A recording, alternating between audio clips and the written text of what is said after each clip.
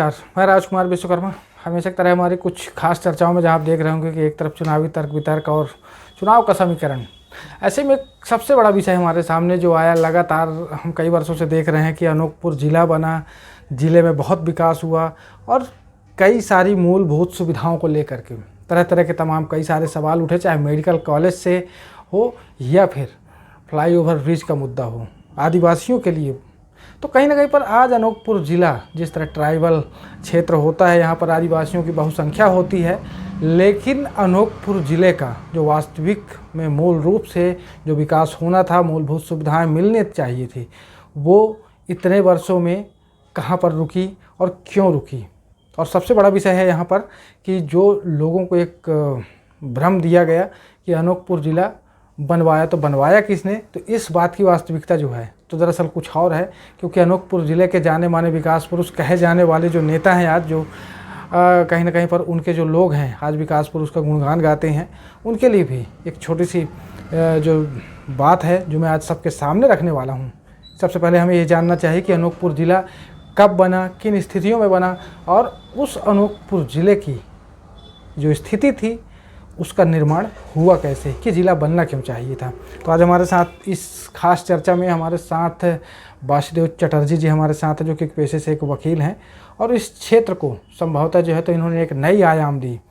Sir, मैं आपसे जानना चाहूँगा कि ये जो अनूपपुर ज़िला बनने की जो बात है, आज सोशल मीडिया में जो है तो लगातार एक ट्रोल चल रहा होता है, ट्रेंडिंग होता है कि अनूपपुर ज़िला किसने बनवाया, तो इसकी वाहवाही कोई और लूट रहा होता है। मैं जानना चाहूँगा और जनता भी जानना चाहेगी कि अनूपपुर ज़िले की वास्तविकता है क्या। अनूपपुर जिला बनने की पृष्ठभूमि में मेरे स्वर्गीय पिता डॉक्टर शंभुनाथ चटर्जी, जो रामचंद्र सिंहदेव, जो मध्य प्रदेश शासन के योजना आयोग के उपाध्यक्ष और श्यामाचरण शुक्ला के मंत्रिमंडल में वो मंत्री रहे हैं, दिग्विजय सिंह के मंत्रिमंडल में भी वे मंत्री रहे हैं, मेरे पिता के अभिन्न मित्रों और सहयोगी रहे हैं। वर्ष 1998 में जब मध्य प्रदेश में एक सदस्यीय सिंहदेव कमीशन की स्थापना जिला निर्माण के लिए की गई थी, उसी समय वे मेरे पिता से मिलने के लिए अनूपपुर आए हुए थे। पिता से मिलने की इच्छा जाहिर की थी। मेरे पिता उस समय अस्वस्थ थे। संदेश भेजा गया उनको, वो मेरे घर के बगल में PWD का रेस्ट हाउस है, वहाँ पर वो ठहरे हुए थे। उनको जब संदेश मिला कि डॉक्टर साहब अस्वस्थ हैं, तो वो स्वयं चलकर सुबह मेरे पिता से मिलने आए थे। तो उन्होंने पहला सवाल किया, क्यों डॉक्टर, अनूपपुर को क्या ज़िला नहीं बनवाना है। तब उन्होंने कहा कि भाई, मैं तो मृत्युशैया में पड़ा हूँ, मेरा जाने का समय है, ज़िला बनवाने के संबंध में जो भी बात है मेरे लड़के को बता दीजिए, वो उस काम को आगे बढ़ाएगा। और मैं माननीय रामचंद्र सिंहदेव के पिता के साथ हुए संवाद में जो काम मुझे सौंपा गया था, उस काम में मैंने, चूँकि वकालत के पेशे में रहते हुए मध्य प्रदेश उच्च न्यायालय में अपना वकालत प्रारंभ किया था, उस दौरान तत्कालीन पटवा सरकार के समय जिला बनाए जाने को लेकर के याचिका जो गुलाब चंद तामोट मध्य प्रदेश शासन के मंत्री है, उनके द्वारा पेश किया गया था, उसमें मैंने कुछ काम किया था, उसकी मुझे जानकारी थी। वह जानकारी मैं सिंहदेव साहब के साथ साझा किया था।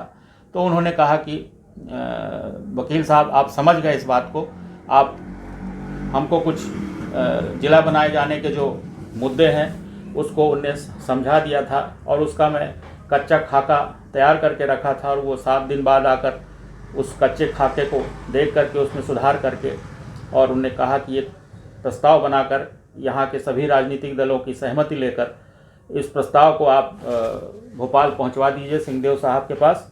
मैं बड़े महाराज जो सुरगुजा के महाराज थे और मध्य प्रदेश शासन के पूर्व सचिव, जो एक सदस्यीय जिला पुनर्गठन आयोग के अध्यक्ष रहे, उनको मैं सिफारिश कर दूंगा और उस दस्तावेज को तैयार कराकर एक प्रति इस नगर पालिका के पूर्व अध्यक्ष भाईलाल पटेल और दूसरी प्रति आज छत्तीसगढ़ शासन के उप मुख्यमंत्री TS सिंहदेव और बलराम मुखर्जी लेकर के भोपाल पहुंचे थे।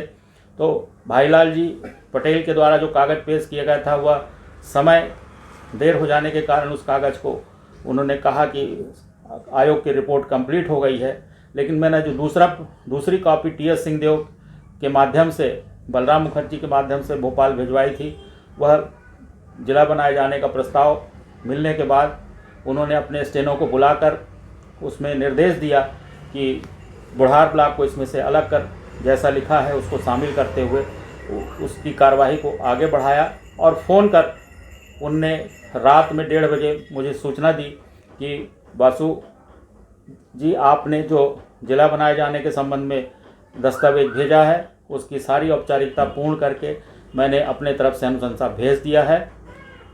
मैंने उनसे निवेदन किया रात में, जब उनका लैंडलाइन से फ़ोन आया बड़े महाराज साहब से, कि महाराज साहब, आपने जो ये अनुशंसा की है उसके लिए हम जिले वासियों की तरफ से आपका साधुवाद ज्ञापित करते हैं, लेकिन अभी इसके लिए कैबिनेट की बैठक होना है, इसमें आपकी अनुशंसा की आवश्यकता है।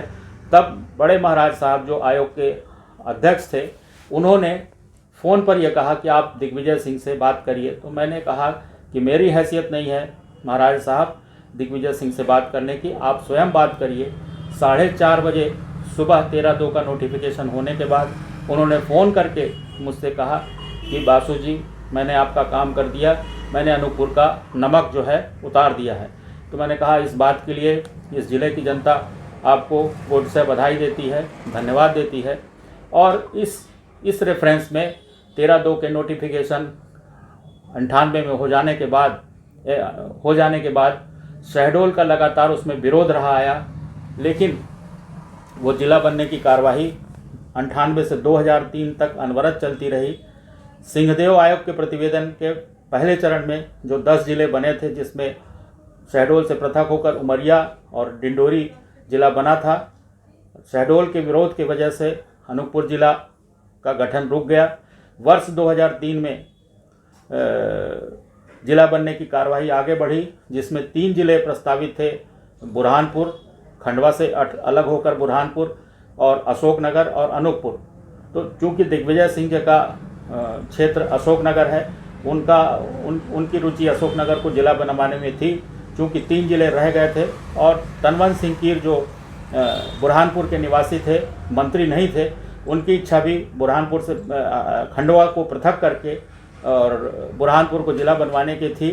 तो मैंने उस समय कैबिनेट में आधे से अधिक मंत्रियों से व्यक्तिगत रूप से, कृष्ण कुमार गुप्ता जो रायगढ़ निवासी हैं, रविंद्र चौबे जो दुर्ग के निवासी हैं, वो भी दिग्विजय सिंह के मंत्रिमंडल में मंत्री हैं, डॉक्टर प्रेम साय सिंह वो भी दिग्विजय सिंह के मंत्रिमंडल में मंत्री हैं, सुभाष यादव उस समय दिग्विजय सिंह के मंत्रिमंडल वो भी मंत्री थे।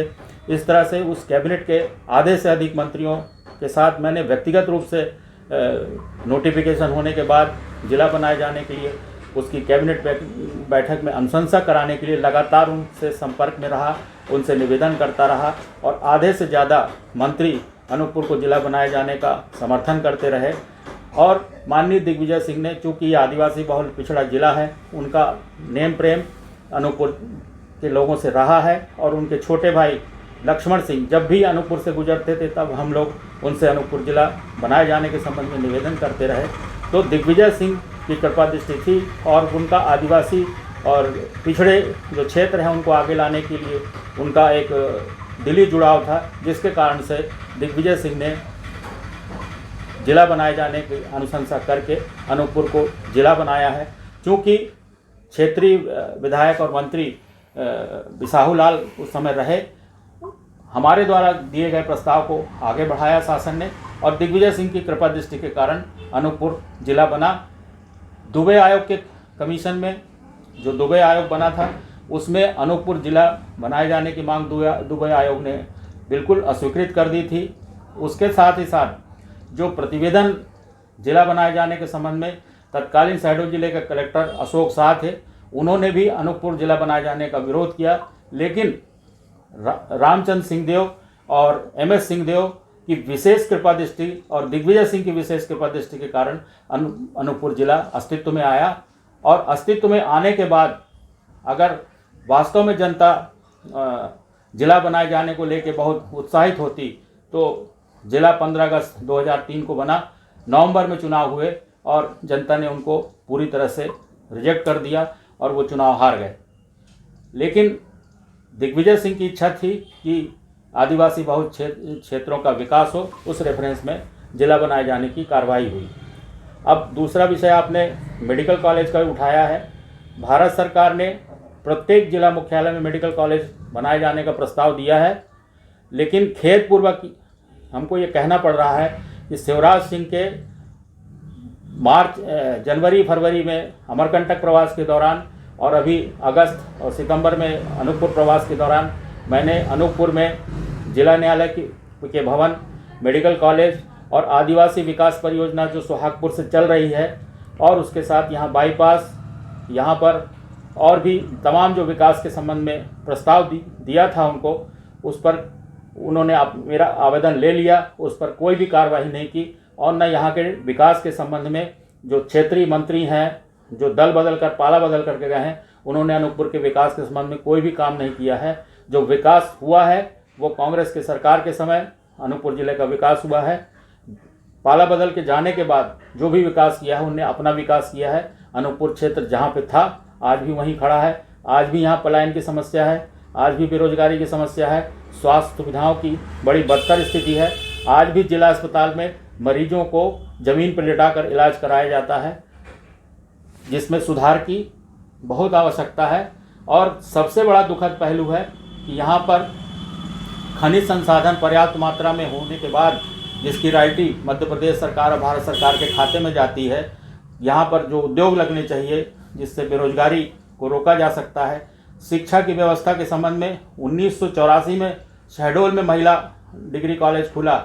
यहाँ पर महिला डिग्री कॉलेज खुलते खुलते 35-36 साल लग गए। अभी भी जो है हमारे प्रयास से ही वो महिला डिग्री कॉलेज खुला है और कॉलेज के परिसर में ही जो छात्रावास था उसको अस्थायी रूप से महिला कॉलेज के रूप में संचालित किया जा रहा है। ज़मीन के आवंटन होने के बाद भी यहाँ डिग्री कॉलेज नहीं मिला है।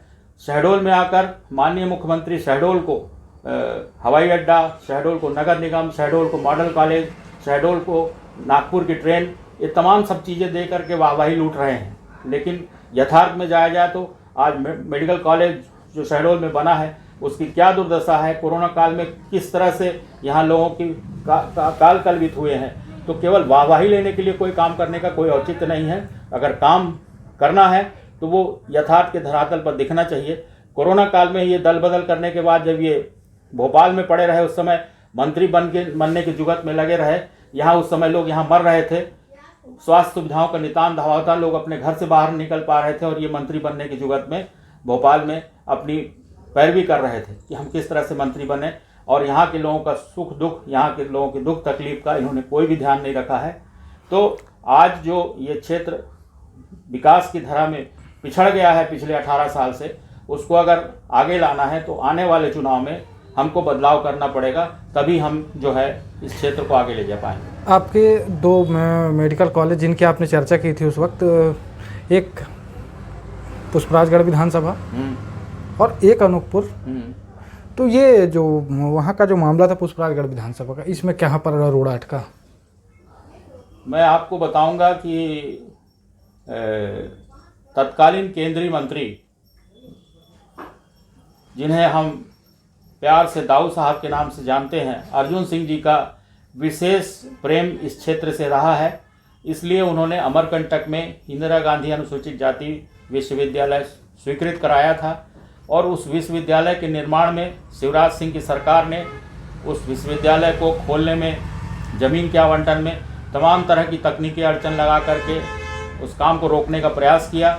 लेकिन कुंवर अर्जुन सिंह जी की जो इस क्षेत्र के प्रति अगाध उनका प्रेम था और यहाँ के जनता का जो सहयोग था, उसके कारण शिवराज सिंह सरकार को मजबूर होकर अनुमति देनी पड़ी। नहीं यह विश्वविद्यालय यहाँ से मणिपुर या पूर्वांचल के राज्यों में जाने की स्थिति में था। उसमें स्थानीय प्रेस मीडिया के लोग, तमाम राजनीतिक दल के लोग, साधु संत समाज के लोग निरंतर उसमें सहयोग दिए, जिसके कारण वो विश्वविद्यालय स्थापित हुआ।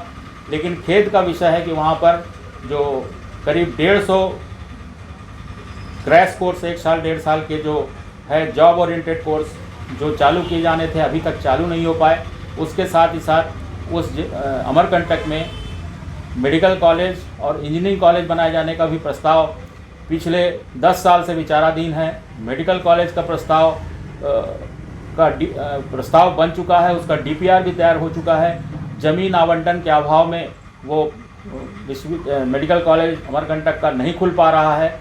प्रदेश सरकार उसमें बिल्कुल रुचि ले रही है।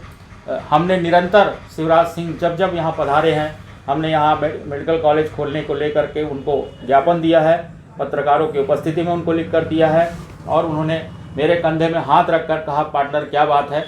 तो मैंने मैं यहाँ मेडिकल कॉलेज और अनूपपुर ज़िले में जिला सत्र न्यायालय, यहाँ पर आपके बाईपास सड़क, यहाँ की परियोजना और तमाम विकास के मुद्दों को लेकर के विस्तारित हमने उनको ज्ञापन दिया, लेकिन वो ने केवल उसकी औपचारिकता का निर्वहन किया है और अनूपपुर का सिर्फ दोहन किया है। और यहाँ खनिज संसाधन से जो रॉयल्टी सरकार के खाते में जाती है, अगर वही पैसा यहाँ लौटा दिया जाए तो यहाँ जो पलायन की स्थिति है, बेरोजगारी की स्थिति है और स्वास्थ्य सुविधाओं की जो कमी है, उसमें कोई कमी नहीं रहेगी। हम अपने पैसे से अपने क्षेत्र का विकास कर लेंगे।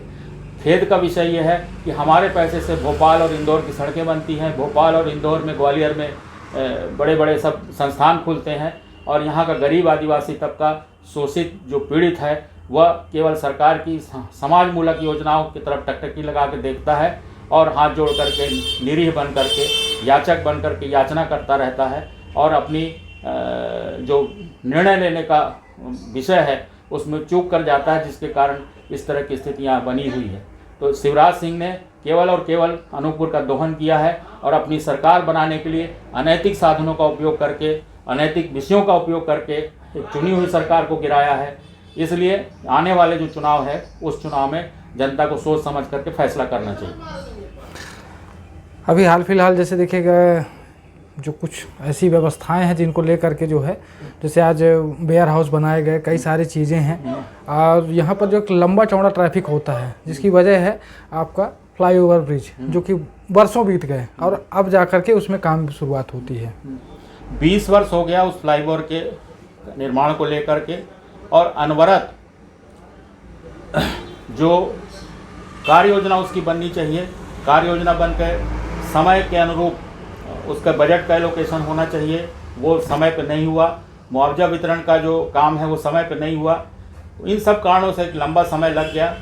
आज जो शहर की बसाहट है, उस शहर की बसाहट के लिए जो योजना बननी चाहिए आवागमन को लेकर के, बड़े बड़े शहरों में, बड़े बड़े नगरों में यातायात का जब दबाव बढ़ता है तो बाईपास बनाए जाने की व्यवस्था होती है। उसकी कोई कार्य योजना 18 साल से अनूपपुर के लिए नहीं बनाई गई। उमरिया को बाईपास दिया गया, बिरसिंहपुर पाली को दिया गया, शहडोल को बाईपास दिया गया, बुढ़ार को बाईपास दिया गया, लेकिन अनूपपुर जिला मुख्यालय होने के बाद भी जो सीमावर्ती राज्य छत्तीसगढ़ से लगा हुआ है, यहाँ बाईपास बनना जरूरी है, उसकी कोई कार्य योजना नहीं है। ये फ्लाईओवर बनने के कारण ये शहर 2 हिस्सों में बटा हुआ है। यह पूरा शहर जो है ऐसा लगता है कि लाइन के इस पार से उस पार जाने में हमको बाघा बॉर्डर पार करके जाना पड़ेगा, ऐसी स्थिति है। और ये चुनाव के समय केवल दिखाने के लिए काम लगा करके जनता को बताना चाहते हैं कि हम काम लगाए हैं। एक फ्लाईओवर के निर्माण में 20 वर्ष नहीं लगता है। आप रीवा जिले के प्रभारी मंत्री रहे हैं, गडकरी जी के साथ लगातार बैठक किए। आप चाहते तो यहाँ बाईपास का प्रस्ताव मंजूर करा सकते, वो काम उन्होंने नहीं किया है और यहाँ की जनता को कठिनाई में, तकलीफ में डाल रखा है। उसके साथ ही साथ यहाँ सब्जी मंडी जो है, यहाँ की सब्जी मंडी को बिना किसी उसके वैध तरीके से जो वहाँ दुकानदार थे उनके दुकानों को गिरा दिया गया, उनकी कोई व्यवस्था नहीं की गई, पूरा बाजार चौपट हो गया यहाँ का, उस तरफ इनका कोई भी ध्यान नहीं है। उसके साथ ही साथ ये फ्लाईओवर ब्रिज के कारण शहर के हिस्से में स्वास्थ्य की सुविधाओं की कमी है। यहाँ पर सिटी डिस्पेंसरी खोलना चाहिए, उसकी मांग भी हम लोग निरंतर करते जा रहे हैं। वह भी बात भी शासन की तरफ से नहीं सुनी गई। इस पार के लोग, बाजार के लोगों को जब इलाज कराने के लिए सरकारी अस्पताल ले जाना पड़ता है, घूम करके जाने की स्थिति में 5 किलोमीटर का घुमाव है। कई मरीज जो है काल कलवित हो चुके हैं। इस तरह से बड़ी स्वास्थ्य सुविधाओं को लेकर के बाजार क्षेत्र के नागरिक बहुत परेशान हैं, हलाकान हैं। तो विकास का जो मामला है, जो सरकार की तरफ से जो वादे किए जा रहे हैं, विकास पुरुष की तरफ से जो वादे किए जा रहे हैं, वो थोथे वादे हैं, जनता को गुमराह करने वाले हैं। और जो भी विकास हुआ है वो कांग्रेस के कार्यकाल में हुआ है। माननीय दिग्विजय सिंह ने इस क्षेत्र के आदिवासी क्षेत्रों में जो उनका प्रेम था, उसके तहत उनने यहाँ पर तमाम जो विकास के काम हैं उनने मंजूर किए हैं। अब चूँकि जो विधायक रहेगा, मंत्री रहेगा, पहल उसके द्वारा होती है, लेकिन वो सारी जो विकास की योजनाएं हैं उसके लिए दिग्विजय सिंह साधुवाद के पात्र हैं। ये तो जैसे जब जिला बना, तो जिला बनने के बाद इनका क्या रोल था यहाँ पर? हमारे जो आज वर्तमान में मंत्री हैं बिसाहू लाल सिंह, इनका क्या रोल था उस समय? ये दूसरे के काम को अपना काम बताते हैं। ये जब अपना राजनीतिक जीवन शुरू किए तो कोई ऐसा नहीं है कि बहुत पहले के बने राजनीतिक नेता थे, उनको अनूपपुर के लोगों ने ही खदान से निकाल करके और राजनीतिक क्षेत्र में ला करके आगे बढ़ाने का काम किया है। उन्होंने जनता के साथ विश्वासघात किया, जनता को धोखा दिया है, जनता को धोखे में रख करके एक चुनी हुई सरकार को गिराने का काम किया है। तो वो भी जो भी बात विकास की कर रहे हैं वो सब थोथे वादे हैं, उन बातों का कोई मतलब नहीं। नहीं तो जिला बनने में कुछ तो सहयोग रहा होगा ना इनका, कि मतलब किसी तरह की कोई पहल, क्योंकि आज जितनी सारी बातें कि अब सवाल इस बात का है कि प्रजातांत्रिक व्यवस्था में अगर गांव का सरपंच चुना जाएगा, विधायक चुना जाएगा, सांसद चुना जाएगा, तो उसको तो जनता के लिए काम करना पड़ेगा। लेकिन उस काम के लिए जो शासन का मुखिया है, शासन का मुख्यमंत्री है, बजट का एलोकेशन देगा तभी काम होगा। तो उनको सुझाव देने वाले, विषय बताने वाले, वो तो जो लोग उनको लीडर बनाए हैं उन्हीं लोगों ने सुझाव दिया है। अकेले उनका तो उसमें योगदान नहीं है। कोई आकाश से गिर करके तो वो नेता नहीं बन गए। नेता तो यहाँ के लोगों ने उनको खदान से निकाल करके ला करके चुनाव लड़ाया। और अगर इतनी काबिलियत थी तो उनकी 84 में टिकट कट गई, 89 में चुनाव हार गए। 10 साल वो राजनीतिक परिदृश्य से बाहर थे। लेकिन जब वो राजनीतिक परिदृश्य से बाहर थे, उसके बाद भी माननीय मोतीलाल वोरा जी ने उनको संगठन की जिम्मेदारी दे करके और इस क्षेत्र के विकास निमित्त जो सुझाव यहाँ के नेताओं द्वारा दिए जाते थे उस पर अमल होता था और काम होता था। तो इस प्रकार इस क्षेत्र में जो भी काम हुआ है वो कांग्रेस के शासन काल में हुआ है। भाजपा के शासन काल में सिर्फ इस क्षेत्र का दोहन हुआ है। आपका जो खनिज मद का पैसा है वो सारा का सारा पैसा वो मनमानी तरीके से खर्च कर रहे हैं, जबकि खनिज मद के पैसा जो रिमोट एरिया है, आदिवासी एरिया है, उस क्षेत्र में खर्च होना चाहिए। तो ये केवल थोथे वादे कर रहे हैं, जनता को गुमराह करने की बात करते हैं और इन्होंने चुनी हुई सरकार को गिराने का काम किया है जो पाप के भागी हैं। अब बात आती है प्रमाण की, क्योंकि देखिए अनूपपुर को जिला बनाने के लिए जो है तो कई सारी बातें तो हम लोगों ने कह दी कि हाँ जिला उन्होंने नहीं बनाया।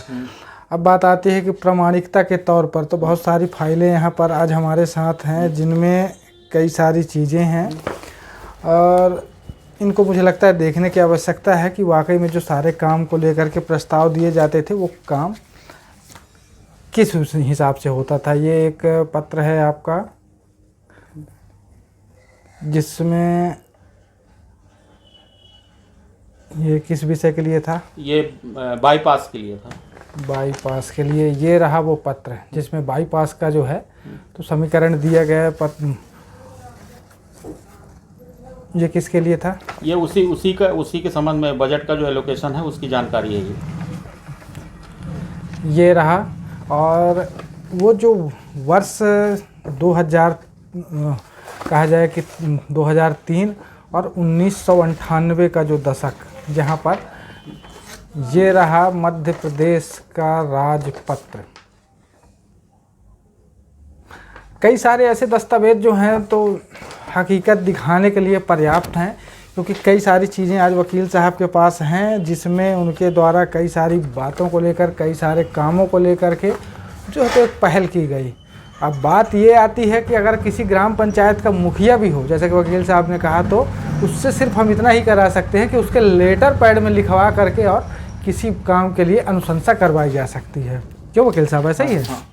ये मेडिकल कॉलेज का प्रस्ताव है। और ये मेडिकल कॉलेज का प्रस्ताव, ये कई सारी चीज़ें हैं, ऐसे डॉक्यूमेंट जो आप को शायद जो है तो इस विषय में जो है तो कभी इनको खुद की जानकारी नहीं होगी, जिसको ले करके जो है तो आज ये बात कही जाए कि इनके द्वारा बहुत से काम कराए गए हैं। क्योंकि काम यहाँ पर जो है तो अक्सर देखा गया है कि वर्ष 2003 में जब रामलाल विधायक बने, एक सबसे बड़ा विषय था कि वर्ष 2003 में जब जिला बना तो आपके विकास पुरुष चुनाव हार क्यों जाते हैं।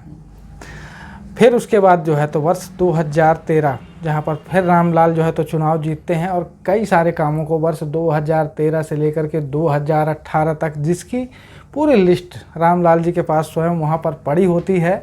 और उन्होंने भी इस बात को सामने रखा था एक बार कि जब ये बताया गया कि जो आज सड़कें हैं, जो पुलिया है, कई सारे जो बड़े काम हैं उसे लेकर के आने वाले, क्योंकि तब भाजपा की सरकार थी और बीच में जब 2018 में चुनाव का एक परिवर्तन आया और परिवर्तन के साथ सरकारें बदली वहाँ पर से, तब बीच में 15 महीने की स्थितियाँ जो हैं तो कुछ अलग थी।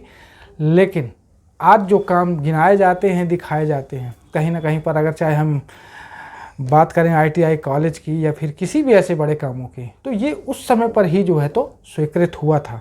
और स्वीकृत होने के साथ साथ जो है एक सबसे बड़ा बदलाव आता है कि हमारे क्षेत्रों का डेवलपमेंट होगा कैसे। जब आज बात आती है फ्लाईओवर ब्रिज के मुद्दे की, तो आपको भी पता होगा कि ये फ्लाईओवर ब्रिज का मुद्दा लगातार 20 वर्षों से कहीं ना कहीं अड़चनों का शिकार होता रहा है।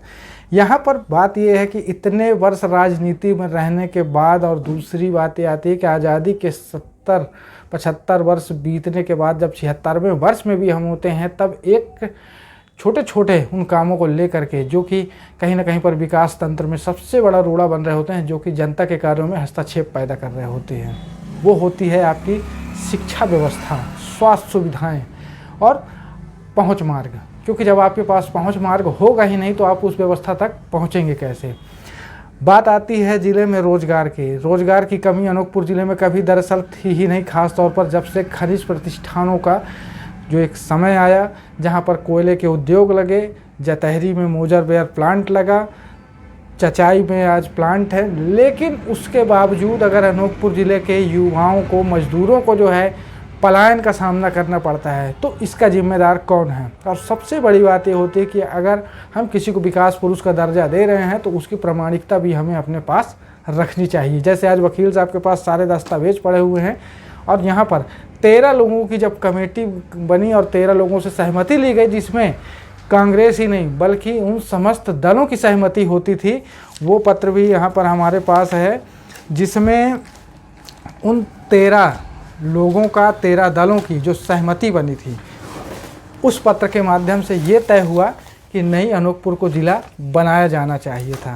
एक सबसे बड़ी घटनाक्रम और था उस विषय पर, जहाँ पर एक बात ये देखने को मिलती है कि अगर वर्ष 1998 में अनूपपुर ज़िला बनता तो शायद आज अनूपपुर ज़िला छत्तीसगढ़ में होता और ज़्यादा विकास होता और क्षेत्र की स्थितियाँ कुछ और होती। लेकिन वर्ष 2003 में प्रायः ज़िला तो बना, लेकिन देन किसी और की थी, बात किसी और ने रखी, शुरुआत कहीं और से हुई, किसी और का माध्यम बनाया गया। और यहाँ पर इनका सिर्फ और सिर्फ एक छोटा सा सहयोग होता है कि मजबूरी, और वो मजबूरी ये थी कि एक लेटर पैड की जिसे आवश्यकता होती है। हमने आप देखा होगा कि चाहे नगर पालिका हो, ग्राम पंचायत हो, जनपद हो, जिला पंचायत हो या फिर एक विधानसभा का हो, तो विधानसभा क्षेत्र में भी जो विधायक होता है उससे लेटर पैड में एक सहमति पत्र लिया जाता है कि आप इसे करके दीजिए। ये कहानियाँ जो है तो लगातार जो ज़िले बनने की थी, जहाँ पर वकील साहब ने कई बार सारी बातों को रखा कि उनके पिताजी के माध्यम से क्या हुआ, कैसे हुआ और जो वर्तमान के हालात हैं। तो आज मुझे लगता है कि अगर इतने सारे विकास कार्य हुए तो अनूपपुर ज़िला आज भी 20 वर्ष पीछे फिर क्यों है। उसके पीछे ये है कि केवल हम थोथी घोषणाएँ करते हैं, जनता को ठगने का काम करते हैं, जनता को मूर्ख बनाने का काम करते हैं, सच्चाई से अवगत नहीं कराना चाहते हैं। मैं आपको ऊर्जा नगरी चचाई की ओर आपको ले जाना चाहता हूं कि चचाई में जो विद्युत यूनिट लगी है वह सबसे पहले कांग्रेस शासन के समय शंभुनाथ शुक्ला जो चचाई के नाम से परियोजना स्वीकृत हुई थी, उस परियोजना के तहत छोटी यूनिट लगी थी जो अनवरत चलती रही। फिर वीरेंद्र कुमार सकलेचा जब मुख्यमंत्री बने थे तब 120 मेगावाट की यूनिट लगी थी, वो दोनों यूनिट आज की तारीख में डिस्पोज ऑफ हो गए। फिर 210 मेगावाट की यूनिट कांग्रेस शासन के समय दिग्विजय सिंह ने जिसको स्वीकृत किया था, स्वीकृति के बाद उसका जब उद्घाटन तेल से चलाकर किया जाना था, जिसमें तत्कालीन मंत्री जयराम रमेश यहाँ आए थे, जिसमें प्रदेश के ऊर्जा मंत्री, ऊर्जा सचिव और क्षेत्रीय विधायक रामलाल भी मौजूद थे। वहाँ हम उन सब की मौजूदगी में तेल से चलाकर 210 जो अभी रनिंग कंडीशन में है वो योजना चालू हुई थी। उस योजना की भी स्वीकृति तत्कालीन मुख्यमंत्री दिग्विजय सिंह ने दी थी। और अभी जो 660 मेगावाट जिसका जिक्र आज मुख्यमंत्री जी कर रहे हैं, उसकी भी स्वीकृति कांग्रेस शासन के समय दी गई थी। स्वयं बिसाहू लाल सिंह जी ने 2 बार शिलान्यास के पत्थर वहाँ जो रखे थे, वो पिछले चुनाव के पहले उनने स्वयं रुकवाया था, उसकी स्वीकृति भी कांग्रेस शासन के समय दी गई थी। तो इस तरह से ये कहना कि शिवराज सिंह ने उसकी स्वीकृति दी थी, ये बात पूरी तरह से गलत है, जनता को भ्रमित करने की बात है। यहाँ पर जो कोयला खदानें खुली हैं वो कांग्रेस शासन के समय खुली है। आज रामपुर में जो कोयला खदान खुली है, जो पिछले 20-25 वर्षों से प्रस्तावित थी, उसको कांग्रेस के प्रत्याशी सेवानिवृत्त डिप्टी कलेक्टर, उनके अथक प्रयासों से वो खदान चालू हुई है, जिसके कारण लोगों को अप्रत्यक्ष रूप से रोजगार मिल रहा है। क्योंकि शासन की नीति के तहत कोयला खदानों का जो काम है वो निजीकरण के क्षेत्र में ठेकेदारों को दे दिया गया है। ठेकेदारों के माध्यम से ठेका श्रमिक भर्ती करके काम कराए जा रहे हैं। सरकारी सेक्टर पर नौकरियां नहीं हैं, इसलिए जो अपेक्षाएं नौकरियों की थी वो नौकरी नहीं मिल पाई है। लेकिन उसमें किसी भी सत्तारूढ़ दल के राजनीतिक दल का उसमें कोई योगदान नहीं रहा है। इस प्रकार ये केवल और केवल जनता को गुमराह करते हैं और भ्रमित करते हैं। और अगर विकास किसी का हुआ है तो उनका स्वयं का विकास हुआ है, क्षेत्र के विकास से उनका कोई लेना देना नहीं है। लोगों को गलतफहमी में रख के जनता को ठगने का और जनता को वोट लेने का काम करना चाहते हैं। तो ये थी हमारी कुछ खास चर्चाएं यहाँ पर से। और रही बात ज़िले की, तो ज़िले में आज जो स्थितियाँ हैं और इससे पहले जो स्थितियाँ थी, आज देखा जाता है कि चमचमाती सड़कें हैं, लेकिन समस्या ये है कि उन सड़कों की स्थिति भी आज देखने लायक होती है। अस्पताल के लिए भवन बनाए गए, उप स्वास्थ्य केंद्र बना दिए गए, नई स्कूल के भवन बना दिए गए, ITI कॉलेज बना दिए जाते हैं, वेयर हाउस बना दिया जाता है। लेकिन कहीं ना कहीं पर जो है अब सवाल ये उठता है कि क्या भवन बनाने से आपकी व्यवस्थाएं मजबूत होंगी या फिर सिर्फ भवन तक ही रहेगा। क्योंकि आज हम देखते हैं अनूपपुर ज़िले का जितना हमने सर्वे अप किया, यहाँ पर तीनों विधानसभा की स्थिति, चाहे भाजपा के नेता हो चाहे कांग्रेस के नेता हो, कोई भी हो, आज हम जब देखते हैं कि उप स्वास्थ्य केंद्र बने हैं वहाँ पर ताले लगे हुए होते हैं, स्कूल के नए भवन बने हैं। आपको बताऊं कि हमारे ही गृहग्राम क्षेत्र यानी कि जमुना कॉलोनी में ही एक स्कूल बना हुआ है जो कि GM बंगले के पीछे, उसके बारे में जो है तो कोई 2 शब्द भी आज नहीं कहना चाहता कि वो स्कूल आखिर बनाया क्यों गया था। यहाँ पर धीरे धीरे जिन विकास कार्यों की जो तुलना और आज देखा जाता है चुनावी समय बहुत सारी बातें सामने आती हैं। अब हम ये तो नहीं कहेंगे कि किसने क्या किया और कैसे किया है, लेकिन यहाँ पर बात आती है प्रामाणिकता की, क्योंकि अगर किसी पर आरोप लगाए जाते हैं तो उसका प्रमाण भी हमारे पास होना चाहिए। तो जब अनूपपुर ज़िले की शुरुआत होती है तो इस अनूपपुर ज़िले की शुरुआत में यहाँ पर बहुत कुछ बदलाव भी आया, सरकारें बदली, विधायक बदले और कई सारी चीज़ें जो हैं तो यहाँ पर बदली। इसके साथ जो है तो एक नई शुरुआत तो हुई, लेकिन उस शुरुआती दौर के बाद जो स्थितियाँ बनी वो अब आने वाले समय में देखा जाएगा कि क्योंकि अभी चुनावी माहौल है, इस चुनावी माहौल में ज़्यादा हमें कहना कुछ नहीं चाहिए, क्योंकि जो चल रहा है सब आप लोगों के सामने है। आप लोगों को भी इस बात को समझना चाहिए कि वास्तविकता में जो है आपके क्षेत्रों का जो काम है, क्योंकि आज प्रधानमंत्री सड़क योजना भी आप देख सकते हैं, कई सारी चीज़ें हैं, पानी की टंकियाँ बनी हैं, पानी चल नहीं रहा है।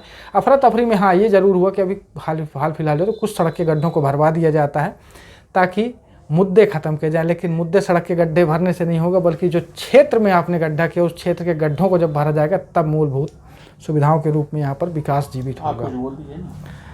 तो इसके साथ इस चर्चा को यहाँ पर से विराम देते हैं और अगली कड़ी में हमारी मुलाकात फिर होगी कुछ ऐसी खास चर्चाओं के साथ। ज़िले का कितना विकास हुआ और कितना यहाँ पर जो है तो आने वाले समय में काम होने वाला है, अब ये तो चुनाव के बाद पता चलेगा कि नया कैंडिडेट आता है, नए लोग चुन करके आएंगे या फिर पुरानी सरकार होगी, जो भी है एक माहौल तो सामने रहेगा। तो ऐसी कुछ खास चर्चाओं के साथ हमारी मुलाकात फिर होगी अगली कड़ी में। मैं राजकुमार विश्वकर्मा, धन्यवाद।